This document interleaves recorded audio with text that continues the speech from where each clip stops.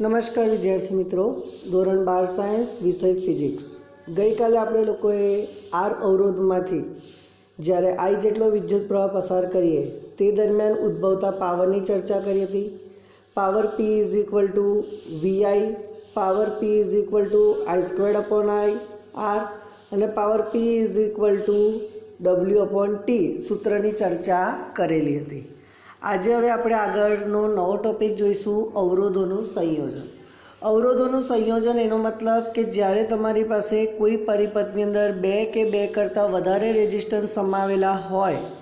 એ સમયે એ અવરોધો એકબીજા સાથે કેવી રીતે જોડાયેલા છે તેનું સંયોજન શું કેવા પ્રકારનું છે, શ્રેણી છે કે સમાંતર છે, તેની અહીંયા ચર્ચા કરેલી છે. પહેલું તમને આપ્યું છે કે બે અવરોધો લીધા છે, બંનેના મૂલ્ય જુદા જુદા છે, R1 અને R2. હવે અહીંયા તમે જોઈ શકો કે બંને અવરોધો જે છે એ બંને અવરોધોને આપણે કયું સંયોજન આપ્યું છે તો કે શ્રેણી સંયોજન. એનો મતલબ કે અવરોધો બધા એક જ સીધી રેખામાં છે, બરાબર. તેવું કહી શકાય કે જે એક જ અવરોધ R કે જેના બે છેડા વચ્ચે વિદ્યુત સ્થિતિમાનનો તફાવત V હોય, તેમાંથી પસાર થતો પ્રવાહ I હોય, તો ઓહમના નિયમ મુજબ I is equal two V upon R પરથી આપણે જો બે કે બે કરતાં વધારે અવરોધો જોઈન્ટ કરેલા હોય તેના સમતુલ્ય અવરોધનું સૂત્ર શોધી શકીએ છીએ. તો અહીંયા તમારી પાસે એ જ વસ્તુ કીધેલી છે.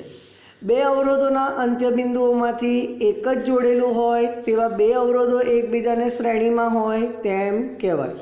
અને ત્રીજો અવરોધ એ બેના શ્રેણી જોડાણ સાથે શ્રેણીમાં જોડેલો હોય તો ત્રણે ત્રણ પાછા કેવા છે, શ્રેણીમાં છે, એટલે કે સિરીઝ કનેક્શનમાં છે તેમ કહેવામાં આવે છે. એટલે એવું લખી શકાય કે આ વ્યાખ્યા એ કોઈપણ સંખ્યાના અવરોધોથી બનેલા શ્રેણી સંયોજન માટે લાગુ પાડી શકાય. એ શ્રેણી સંયોજન માટે પણ લાગુ પાડી શકાય અને સમાંતર જોડાણ માટે પણ લાગુ પાડી શકાય. સમાંતરનો મતલબ કે એકની નીચે બીજું, બીજાની નીચે ત્રીજું, તેને કહેવાય પેરેલલ. અને સિરીઝ એટલે કે ત્રણે ત્રણ એક જ રેખામાં આવેલા હોય. બધા જ અવરોધોનો એક જ છેડો એકબીજા સાથે અને તે બીજા છેડાઓ પણ એકબીજા સાથે જોડેલા હોય તો તેવા અવરોધો કેવા જોડાણમાં છે તો કે સમાંતર જોડાણમાં છે તેવું કહી શકાય. તો આકૃતિ 3.13માં બે અવરોધો જે છે એ શ્રેણીમાં છે. આકૃતિ 3.14માં ત્રણ અવરોધો છે એ પણ શ્રેણીમાં છે. આકૃતિ 3.15માં બે અવરોધો એકબીજાને ઉપર નીચે ગોઠવાયેલા, એનો મતલબ કે બંને અવરોધો શામાં છે તો કે સમાંતર જોડાણમાં છે. તો અહીંયા તમને લોકોને થિયરી પણ આપી છે કે જે થિયરી આપણે ધોરણ 10ની અંદર વ્યવસ્થિત શીખીને આવેલા છે. કે તમે જોઈ શકો કે R1 અને R2 અવરોધોને જ્યારે ધ્યાનમાં લઈએ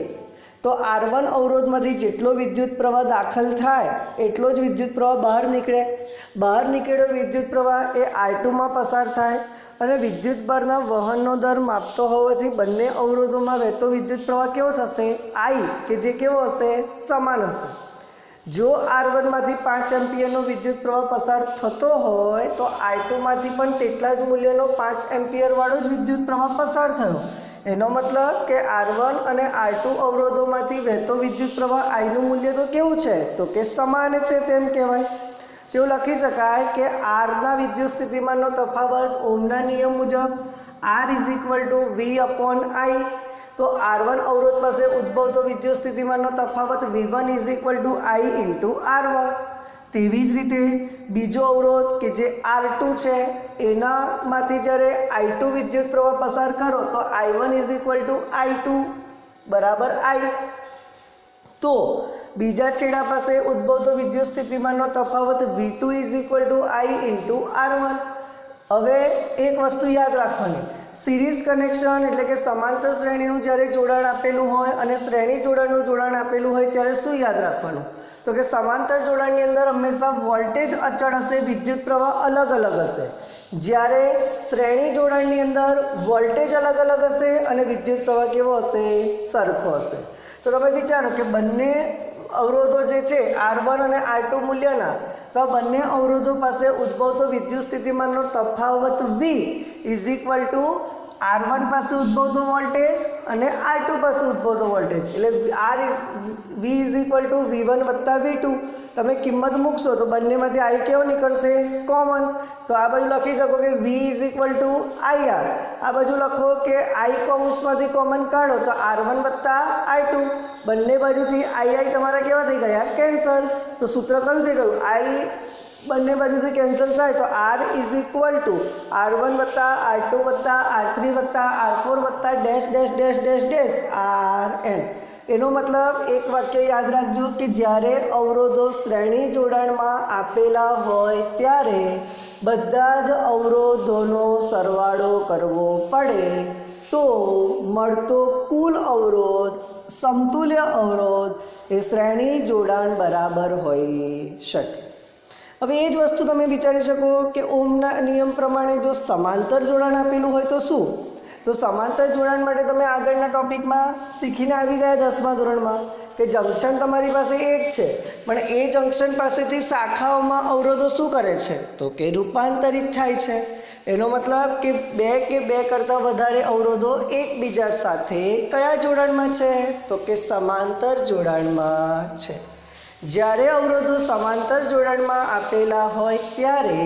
જંક્શન બિંદુ પાસે ઉદ્ભવતા વોલ્ટેજ ડ્રોપ Vનું મૂલ્ય કેવું છે સરખું છે પરંતુ દરેક શાખીય અવરોધમાંથી વહેતા વિદ્યુત પ્રવાહનું મૂલ્ય કેવું છે જુદું જુદું તો ઓમના નિયમ મુજબ R is equal two V upon I પરથી V1 is equal two V2 is equal two V3 is equal two એટલે R1 પરનો વોલ્ટેજ V1 R2 પરનો વોલ્ટેજ V2 અને R3 પરનો વોલ્ટેજ V3 બધાનું મૂલ્ય કેવું હોય સરખું હોય પરંતુ R1 અવરોધમાંથી વહેતો પ્રવાહ I1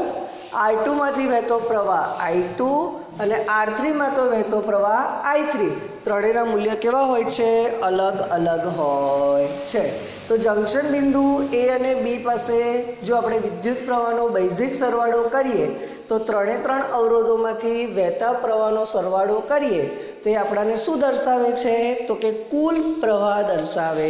છે તો તમે લખી શકો કે I is equal to I1 વત્તા I2 વત્તા I3 તો R1 પાસે ઉદ્ભવતો voltage drop V is equal to I1 R1 પેલા પાસે V is equal two I2 R2 પેલા પાસે ત્રીજા અવરોધ પાસે V is equal two I3 R3 તમે ત્રણે ત્રણ I1 I2 અને I3 ને સૂત્રના શું બનાવો કરતા બનાવો બરાબર તો V